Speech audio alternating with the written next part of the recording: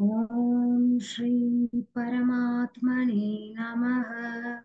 श्रीमद्भगवद्गीता अथ त्रयोदशोऽध्यायः। क्षेत्रक्षेत्रज्ञविभागयोगः। श्रीभगवानुवाच इदं शरीरं कौन्तेय क्षेत्रमित्यभिधीयते। एतद्यो वेत्ति तं प्राहुः क्षेत्रज्ञ इति तद्विदः। क्षेत्रज्ञं चापि मा विद्धि सर्वक्षेत्रेषु भारत। क्षेत्रक्षेत्रज्ञयोर्ज्ञानं यत्तज्ज्ञानं मतं मम तत्क्षेत्रं यादृक् च यद्विकारि यतश्च यत् स च यो यत्प्रभावश्च तत्समासेन मे शृणु। ऋषिभिर्बहुधा गीतं छन्दोभिर्विविधैः पृथक् ब्रह्मसूत्रपदैश्चैव हेतुमद्भिर्विनिश्चितैः। महाभूतान्यहङ्कारः बुद्धिरव्यक्तमेव च इन्द्रियाणि दशैकञ्च पञ्चचेन्द्रियगोचराः। इच्छा द्वेषः सुखं दुःखं सङ्घातश्चेतना धृतिः। एतत् क्षेत्रं समासेन सविकारमुदाहृतम्। अमानित्वमदम्भित्वम् अहिंसा क्षान्तिरार्जवम् आचार्योपासनं शौचं स्थैर्यमात्मविनिग्रहः। इन्द्रियार्थेषु वैराग्यम् अनहङ्कार एव च जन्म मृत्युजरा व्याधि दुःखदोषानुदर्शनम्। असक्तिरनभिष्वङ्गः पुत्रदारगृहादिषु नित्यं च समचित्तत्वम् इष्टानिष्टोपपत्तिषु मयि चानन्ययोगेन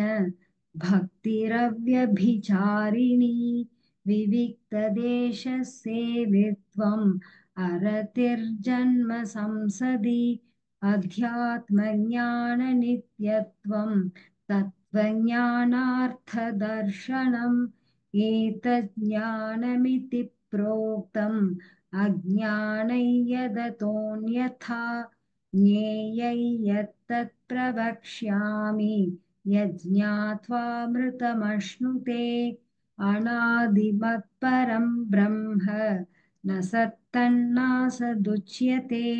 सर्वतः पाणिपादं तत् सर्वतोक्षिशिरोमुखं सर्वतः श्रुतिमल्लोके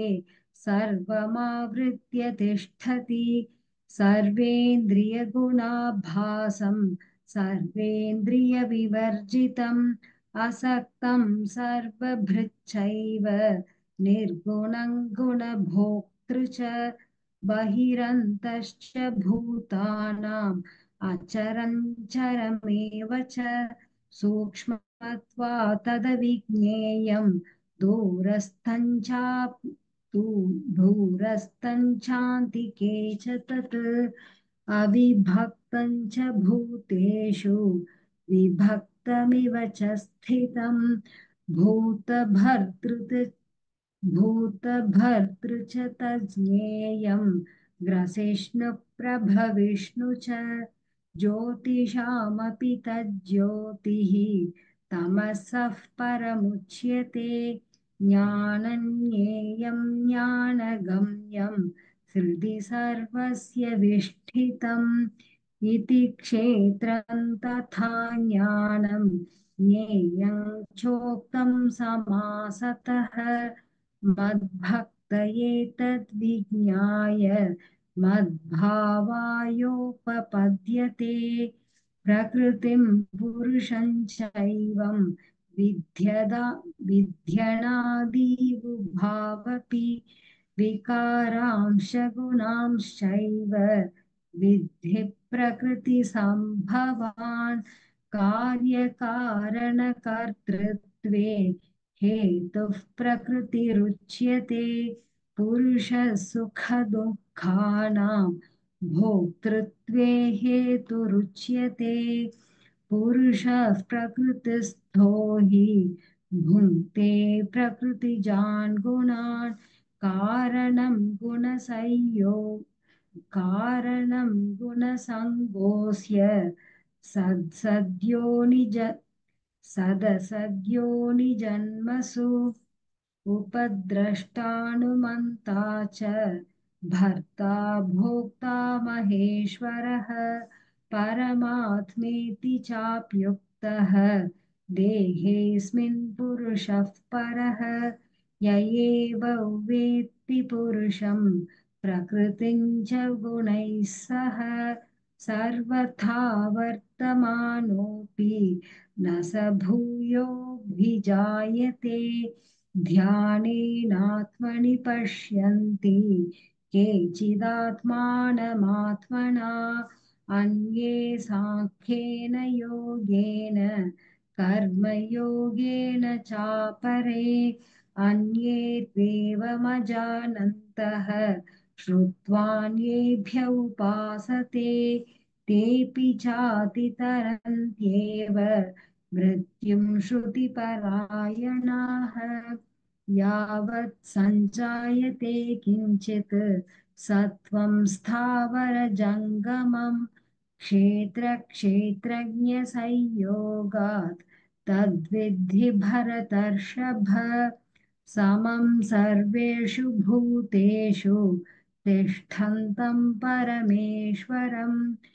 विनश्यत्स्न विनश्यन्तं यः पश्यति स पश्यति समं पश्यन् हि सर्वत्र समवस्थितमीश्वरं न हि नस्त्यात्मनात्मानं ततो याति परां गतिं प्रकृत्यैव च कर्माणि क्रियमाणानि सर्वशः यः पश्यति तथात्मानम् अकर्तारं स पश्यति यदा भूतपृथग्भावम् एकस्थमनुपश्यति तत एव च विस्तारं ब्रह्म सम्पद्यते तदा अनादित्वान्निर्गुणत्वात् परमात्मायमव्ययः शरीरस्थोऽपि कौन्तेय न करोति न लिप्यते यथा सर्वगतं सौक्ष्म्यात् आकाशन्नोपलिप्यते सर्वत्रावस्थितो देहे तथात्मानोपलिप्यते यथा प्रकाशयत्येकः कृत्स्नं लोकमिमं रविः क्षेत्रं क्षेत्री तथा कृत्स्नं प्रकाशयति भारत क्षेत्रक्षेत्रज्ञयोरेवम् अन्तरज्ञानचक्षुषा भूतप्रकृतिमोक्षं च ये विदुर्यान्ति ते परम् ॐ तत्सदिति श्रीमद्भगवद्गीतासु उपनिषत्सु ब्रह्मविद्यायां योगशास्त्रे श्रीकृष्णार्जुनसंवादे क्षेत्रक्षेत्रज्ञविभागयोगो नाम त्रयोदशोऽध्यायः अथ चतुर्दशोऽध्यायः गुणत्रयविभागयोगः श्रीभगवानुवाच परं भूयः प्रवक्ष्यामि ज्ञानानां ज्ञानमुत्तमं यज्ञात्वा मुनयः सर्वे परां सिद्धिमितो गताः इदं ज्ञानमुपाश्रित्य मम साधर्म्यमागताः सर्गेऽपि सर्गेऽपि नोपजायन्ते प्रलये न व्यथन्ति च मम योनिर्महद्ब्रह्म तस्मिन् गर्भं दधाम्यहम् सम्भवः सर्वभूतानां ततो भवति भारत सर्वयोनिषु कौन्तेय मूर्तयः सम्भवन्ति याः तासां ब्रह्म समद्योनिः अहं बीजप्रदः पिता सत्त्वं रजस्तम इति गुणाः प्रकृतिसम्भवाः निबध्नन्ति महाबाहो देहे देहिनमव्ययम् तत्र सत्त्वन्निर्मलत्वात् प्रकाशकमनामयम् सुखसङ्गेन बध्नाति ज्ञानसङ्गेन चानघ रजो रागात्मकौ विद्धि तृष्णासङ्गसमुद्भवम् तन्निबध्नाति कौन्तेय कर्मसङ्गेन देहिनम् तमस्त्वज्ञानजौ विद्धि मोहनं सर्वदेहिनां प्रमादालस्य निद्राभिः तन्निबध्नाति भारत सत्वं सुखे सञ्जयति रजः कर्मणि भारत ज्ञानमावृत्य तु तमः प्रमादे सञ्जयत्युत रजस्तमश्चाभिभूय सत्वं भवति भारत रजः सत्वं तमश्चैव तमः सत्वं रजस्तथा सर्वद्वारेषु देहेऽस्मिन् प्रकाश उपजायते ज्ञानै यदा तदा विद्याद् विवृद्धं सत्त्वमित्युत लोभः प्रवृत्तिरारम्भः कर्मणामशमः कर्मणामशमस्पृहा रजस्येतानि जायन्ते विवृद्धे भरतर्षभ अप्रकाशो प्रवृत्तिश्च प्रमादो मोह एव च तमस्येतानि जायन्ते विवृद्धे गुरुनन्दन यदा सत्त्वे प्रवृद्धे तु प्रलयै याति देहभृत् तदो तदोत्तमविदाल्लोकान् अमलान् प्रतिपद्यते रजसि प्रलयं गत्वा कर्मसङ्गिषु जायते तथा प्रलीनस्तमसि मूढयोनिषु जायते कर्मणः सुकृतस्याहुः सात्विकन्निर्मलः फलम् रजसस्तु फलं दुःखम् अज्ञानं तमसः फलम् सत्त्वात् सञ्जायते ज्ञानं रजसो लोभ एव च प्रमादमोहौ तमसः भवतो ज्ञानमेव च ऊर्ध्वं गच्छन्ति सत्त्वस्थाः मध्ये तिष्ठन्ति राजसाः जघन्यगुणवृत्तिस्थाः अधो गच्छन्ति तामसाः नान्यं गुणेभ्यः कर्तारं यदा द्रष्टानुपश्यति गुणेभ्यश्च परव्येत्ति मद्भावं सोऽधिगच्छति गुणानेतानतीत्यत्रीन् देही देहसमुद्भवान् जन्म मृत्युजरा दुःखैः विमुक्तो मृतमश्नुते अर्जुन उवाच कैर्लिङ्गैः स्त्रीन् गुणानेतान् अतीतो भवति प्रभो किमाचारः कथं चैतान् त्रिगुणानतिवर्तते श्रीभगवानुवाच प्रकाशं च प्रवृत्तिं च मोहमेव च पाण्डव न द्वेष्टि सम्प्रवृत्तानि न निवृत्तानि काङ्क्षति उदासीनवदासीनः गुणैर्यो न विचाल्यते गुणा वर्तन्त इत्येव योऽवतिष्ठति नेङ्गते समदुःखसुखस्वस्थः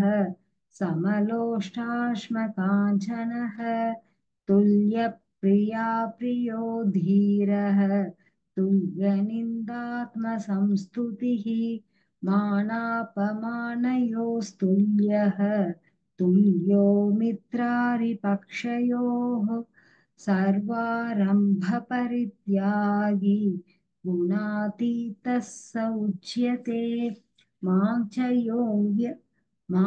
यो व्यभिचारेण भक्तियोगेन सेवते सगुणान् समतीत्यैतान् ब्रह्मभूयाय कल्पते ब्रह्मणो हि प्रतिष्ठाहम् अमृतस्याव्ययस्य च शाश्वतस्य च धर्मस्य सुखस्यैकान्तिकस्य च ॐ तत्सदिति श्रीमद्भगवद्गीतासु उपनिषत्सु ब्रह्मविद्यायां योगशास्त्रे श्रीकृष्णार्जुनसंवादे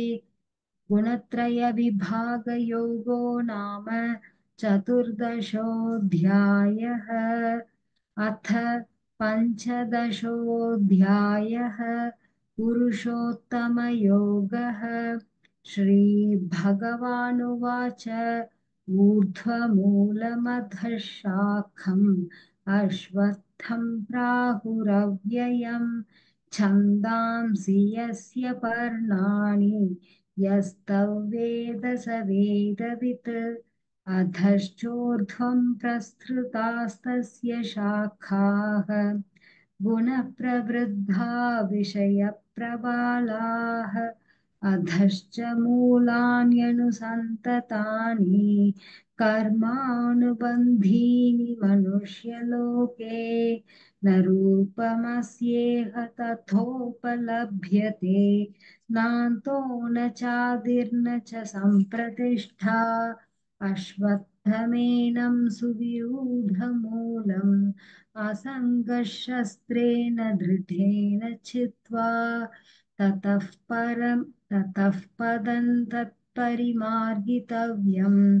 यस्मिन् गता न निवर्तन्ति भूयः तमेव चाद्यं पुरुषं प्रपद्ये यतः प्रवृत्तिः प्रसृता पुराणी निर्माणमोहोजितसङ्गदोषाः अध्यात्मनित्या विनिवृत्तकामाः द्वन्द्वैर्विमुक्ता सुखदुःखसंज्ञैः गच्छन्त्यमूढाः पदमव्ययम् तत् न तद्भासयते सूर्यः न शशाङ्को न पावकः यद्गत्वा न निवर्तन्ते तद्धाम परमं मम ममैवांशो जीवलोके जीवभूतः सनातनः मनःषष्ठानीन्द्रियाणि प्रकृतिस्थानि कर्षति शरीरै यदवाप्नोति यच्चाप्युत्क्रामतीश्वरः गृहीत्वैतानि संयाति वायुर्गन्धानि वाशयात् श्रोत्रं चक्षुस्पर्शनं च रसनं घ्राणमेव च अधिष्ठाय मनश्चायं विषयानुपसेवते उत्क्रामन्तं स्थितौ वापि भुञ्जानौ वा गुणान्वितं विमूढा नानुपश्यन्ति पश्यन्ति ज्ञानचक्षुषः यतन्तो योगिनश्चैनं पश्यन्त्यात्मन्यवस्थितं यतन्तोऽप्यकृतात्मानः नैनं पश्यन्त्यचेतसः यदादित्यगतौ यदादित्यगतं तेजः जगद्भासयतेऽखिलं यच्चन्द्रमसि यच्चाग्नौ तत्तेजो विद्धि मामकम् गामाविश्य च भूतानि धारयाम्यहमोजसा पुष्णामि चौषधीः सर्वाः सोमो भूत्वा रसात्मकः अहौ वैश्वानरो भूत्वा प्राणिनां देहमाश्रितः प्राणापानसमायुक्तः पचाम्यन्नं चतुर्विधम् सर्वस्य चाहं हृदि सन्निविष्टः मत्तस्मृतिर्ज्ञानमपोहनं च वेदैश्च सर्वैरहमेव वेद्यः वेदान्तकृद्वेदविदेह चाहम् द्वाविमौ पुरुषौ लोके क्षरश्चाक्षर एव च क्षरः सर्वाणि भूतानि कूटस्थोऽक्षर उच्यते उत्तमः उत्तमः पुरुषस्त्वन्यः परमात्मेत्युदाहृतः यो लोकत्रयमाविश्य बिभर्तव्य बिभर्तव्यय ईश्वरः यस्मात्क्षरमतीतोऽहम् अक्षरादपि चोत्तमः अतोऽस्मि लोके वेदे च प्रथितः पुरुषोत्तमः यो मामेवमसम्मूढः जानाति पुरुषोत्तमं स सर्वविद् भजति मां सर्वभावेन भारत इति गुह्यतमं शास्त्रम् इदमुक्तं मया नघ एतद्बुद्ध्वा बुद्धिमान् स्यात् कृतकृत्यश्च भारत ॐ तत्सदिति श्रीमद्भगवद्गीतासु उपनिषत्सु ब्रह्मविद्यायां योगशास्त्रे कृष्णार्जुनसंवादे पुरुषोत्तमयोगो नाम पञ्चदशोऽध्यायः।